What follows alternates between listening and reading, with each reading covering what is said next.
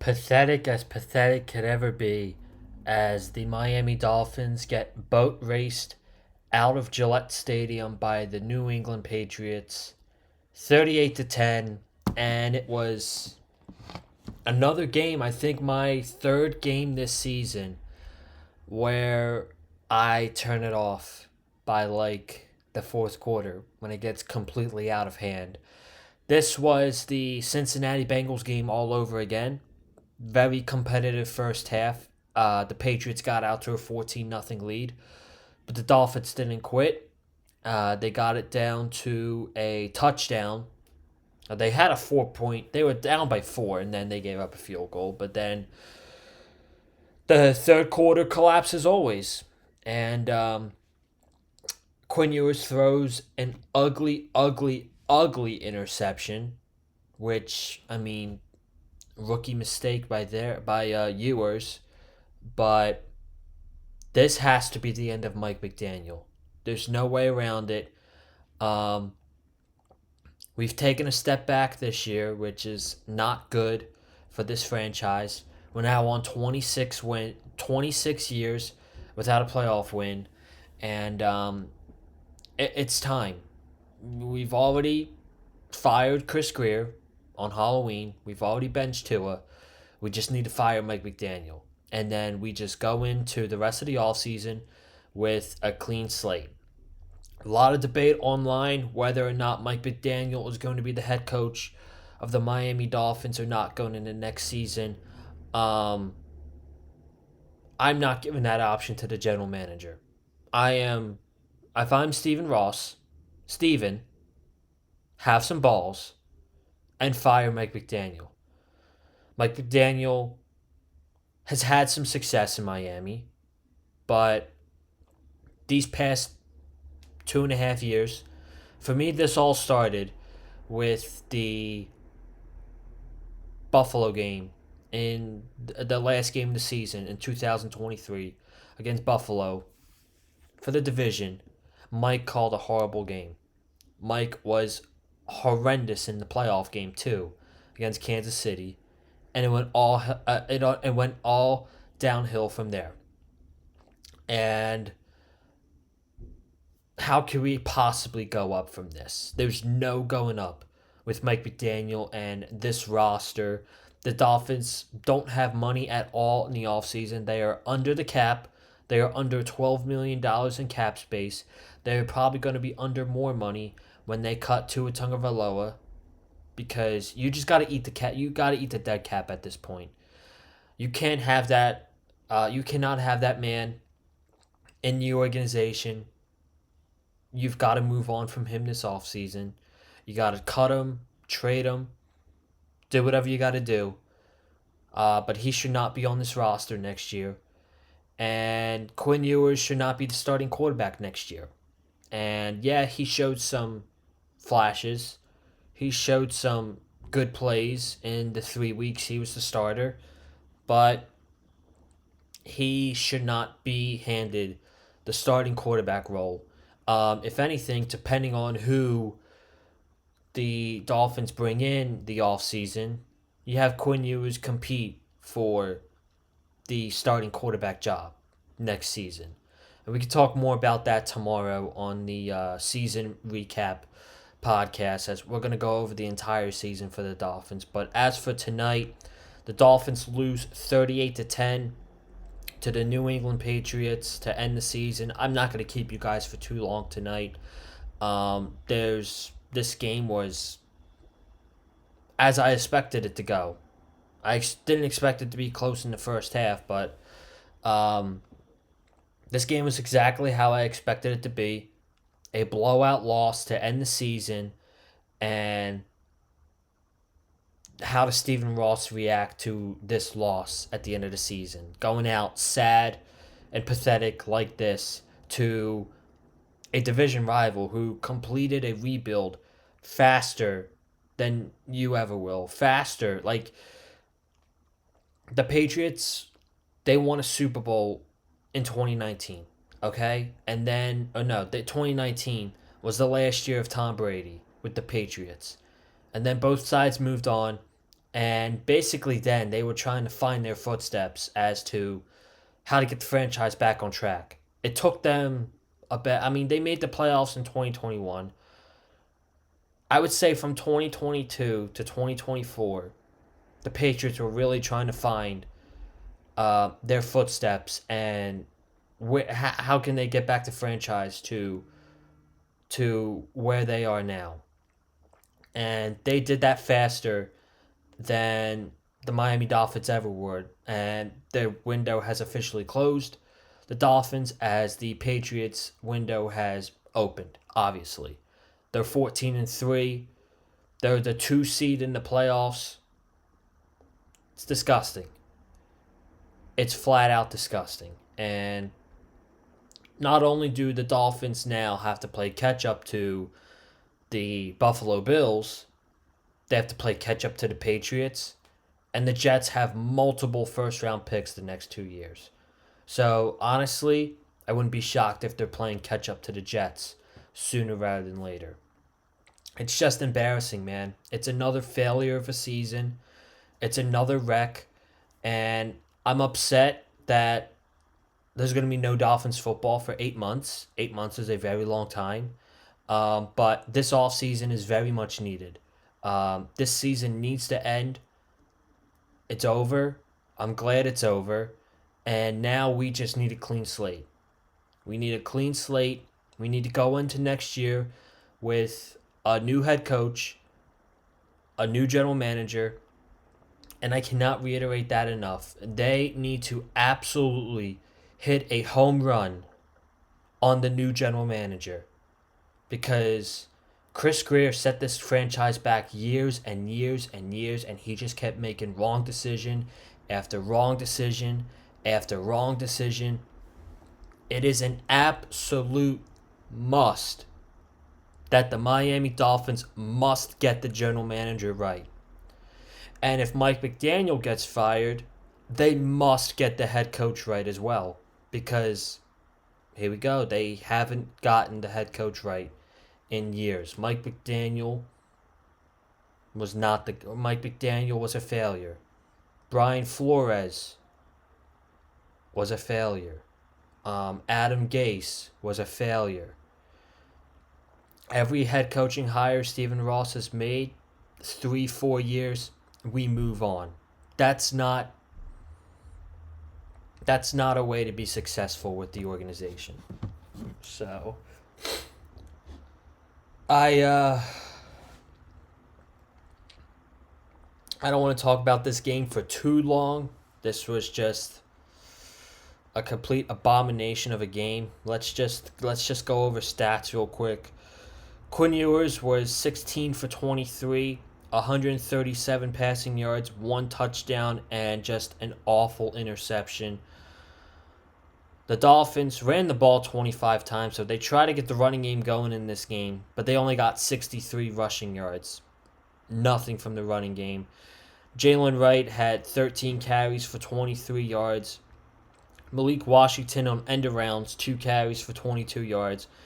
And Ollie Gordon, 9 carries for 9 yards. That just doesn't get the job done whatsoever. Theo Weiss Jr. led the team in receiving yards, 3 catches for 44 yards. Greg Dulcich, 3 catches for 31 yards. Taj Washington, 2 catches for 26 yards. And Malik Washington had the only touchdown of the game. Nothing really to point out for the defense. 38 points. Getting ran all over the field. Putrid stuff from the Dolphins. Patriots side of the ball, Drake May, 14 of 18, 191 yards and a touchdown. Didn't really have to do anything in this game because the Patriots ran the ball 34 times and they got 243 rushing yards and 4 touchdowns. That's the game right there. Ramondre Stevenson was running around like Jim Brown, 7 carries, 131 yards, and 2 touchdowns. Travion Henderson, 13 carries, 53 yards, and 2 touchdowns. Hunter Henry led the Patriots in receiving, 5 catches for 56 yards. Stephon Diggs, 3 catches for 43 yards. Efton Chisholm, 1 catch, 35 yards. And Keyshawn Bodie, 2 catches, 24 yards. Ramondre Stevenson, 2 catches, 22 yards, and a touchdown. And Jalen Hawkins got the interception for the Patriots in the end zone. And Jelani Tavai got the forced fumble on Jalen Wright in the second quarter. So let's not waste any much more time. Let's dive right into this game. Patriots, they got the ball first. They go down the field in literally 3 plays. It was pathetic. 9 yards for Ramondre Stevenson. Then he got a 56-yard run down to the 5-yard line, and Travion Henderson gets a touchdown. It's already 7-0, a minute and a half into the game. So you could see how this one was going to go. Dolphins, however, they had a nice drive on offense, which ended in nothing. Quinn Ewers for 9 yards. Jalen Wright for 4 yards rushing. 3rd and 6. Quinn Ewers was able to stay in the pocket and get a nice throw off to Theo East Jr. 2nd and 8, Quinn Ewers to Greg Dulcich, which was another nice throw for 7 yards. And then 3rd and 1, Ollie Gordon up the middle for 2 yards. Malik Washington on an end around for 8. Jalen Wright would get blown up. 2nd and 1, toss it outside, 4 yards behind the line of scrimmage. Why not? And then it's 4th and 1. Quinn Ewers rolls out to his right, finds Cedric Wilson, and Cedric Wilson drops it, and it's incomplete. So, the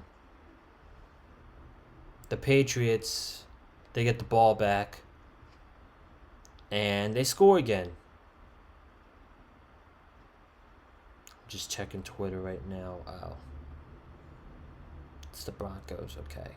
The Chiefs lost. So I think the Dolphins are picking 11th in the draft. Yes, the Chiefs lost to the Raiders. And the Dolphins have the 11th pick in the 2026 NFL draft coming up in April. But the Patriots go 9 plays, 92 yards. Again, they're just marching down the field, passing game, running game. Drake May scrambles. Quentin Bell had face mask on him. It doesn't matter. He's able to get it. 35 yards to Chisholm. A face mask call. Just a complete mess from this defense. And they had no intentions on playing this game. They were just ready for the trip to Cancun, I guess. Ramondre Stevenson touchdown. 14-0. This is really the only thing of good to talk about in this game. Was this drive right here. Quinn Ewers looked really good. The running game was solid. Quinn Ewers to Taj Washington for 19 yards. Jalen Wright would pick up 6. Malik Washington on an end around for 14 yards. Quinn Ewers to Julian Hill for 8 yards. Jalen Wright for 6 yards. Jalen Wright would fumble, recovered by Julian Hill. And then it would be 2nd and goal. Quinn Ewers rolls left. Malik Washington wide open in the back of the end zone. And a touchdown. So it is 14-7 Patriots. Patriots would go 3 and out. Dolphins would go 3 and out. Quinn Ewers is slinging the ball around the field, looking good. So what does Mike McDaniel do on this drive? 3 straight runs. Because if the passing game is working, let's go away from that. The Patriots would go for it on 4th and 1, and Tyrell Dodson would make an absolute amazing tackle to get the turnover on downs. But it doesn't matter because they get a holding call on Patrick Paul. It's 1st and 20. Jalen Wright fumbles. Basically the first play of the drive. So wipe that play out by Terrell Dotson because Jalen Wright fumbled immediately. And then the Patriots would go 6 plays, 27 yards. 3rd and 5 turned into 3rd and 15 after a OPI on Hunter Henry. 9 yards to Demario Douglas. And the Patriots would go for a field goal, and it was blocked by Zach Sealer. Jason Marshall nearly takes it to the house, but gets tackled at the Patriots' 40-yard line. Quinn Ewers would take a sack on 2nd down, 3rd and 17. Screen pass to Jalen Wright for 13 yards. And Riley Patterson would make a 52-yard field goal. The only problem with that is it is 4th and 4. You have absolutely nothing to play for. Why are we being conservative and settling for field goals? I don't understand that whatsoever. Clearly, it came back to bite this team in the ass because the Patriots got the ball back with 25 seconds and they got in field goal range, and in the cold conditions, their kicker drilled a 59-yard field goal. Great job, Mike. Great job. So the Patriots are up 17-10 at halftime. The Dolphins get the ball coming out in the second half, and they got a DPI call, defensive pass interference, on the Patriots. So it's not looking too bad, but then they literally lose 12 yards off a false start and a run by Jalen Wright. Quinn Ewers to Malik Washington for 5 yards. And then Quinn Ewers to Greg Dulcich for 20 yards. Dulcich on 3rd and 17, able to pick up the first down. Man, bring him back next season. Bring him back next season. I'm not saying he's got to be the tight end 1, but he absolutely deserves to be on this team next season. And if he's not on the team next season, it's probably because he wanted to go to another team. But Greg Dulcich was great in the second half of the season for the Dolphins, so I would get him back on this team next season, even if there's new ownership. However, 1st and goal at the 13, and I don't know who Quinn Ewers was going to. I'm guessing he was going to Theo Weiss, but he throws it too high and above him, and it was intercepted. And Greg Olsen, on commentary, broke this down beautifully. So, he had Greg Dulcich under the flat wide open. He had Cedric Wilson sitting there wide open. And he could have thrown it to Tosh Washington if he threw it out a little bit above him or in front of him. But he opts to go to Theo Weiss. The ball was way too high, and it was an awful throw. And that is where the game started to go downhill. You're like, oh shit. And then the Patriots, first play of the drive, 29 yards to Hunter Henry. 20 yards ripped off by Stevenson on 3rd and 1. And on 3rd and 3, 15-yard touchdown to Ramondre Stevenson. You're like, yep. They're off and running. Off and running. Here we go. They would punt. Ewers would take a sack on 3rd down by Marcus Jones. The Patriots would score another touchdown. This time a 35-yard run by Ramondre Stevenson. And then the Dolphins would punt again, 3 and out. Quinn Ewers takes a sack. And another touchdown, this time by Travion Henderson. Both running backs combined for 5 touchdowns. And then both teams, they just exchange punts. 3 punts for the Dolphins, 2 punts for the Patriots.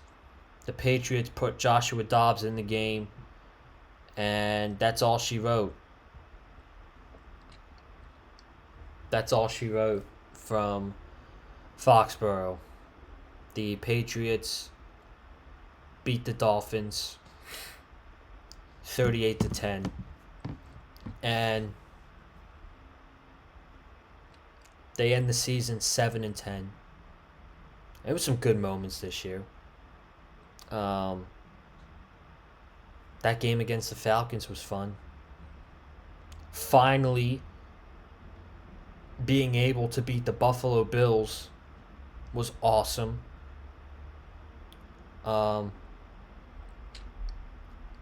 Taking Alyssa to her first ever NFL football game and seeing the Dolphins absolutely smack the Jets. That was awesome. Outside of that, man, there's nothing really positive coming out of this season for the Miami Dolphins. And I saw a stat on Twitter that I want to read to you guys. You want to know the main reason why Mike McDaniel should be fired? And he's not a good head coach. He doesn't make halftime adjustments. No adjustments whatsoever. And every single week, they get killed. They get annihilated in the third quarter. The Dolphins have gone 10 straight games without scoring a point in the third quarter. They end the year on 10 games in a row without scoring a point in the third quarter. That's against the Ravens on Thursday Night Football on Halloween night. That's against the Buffalo Bills, the Washington Commanders, the Saints, the Jets, the Steelers game on Monday night, which ultimately ended our season, the Bengals, last week against the Buccaneers, and tonight against the Patriots. So they went from week 9 all the way until week 18 without scoring a point in the third quarter. That is Mike McDaniel for you, ladies and gentlemen. That is a coach who just doesn't adjust to what the opposite team is doing. He is 4-24 when trailing at halftime. He is 3-11. Let me see, because I have a. Okay, he is 4-11 in games without Tua. He is 4-24 when trailing at halftime, and we'll talk about this again tomorrow, I imagine.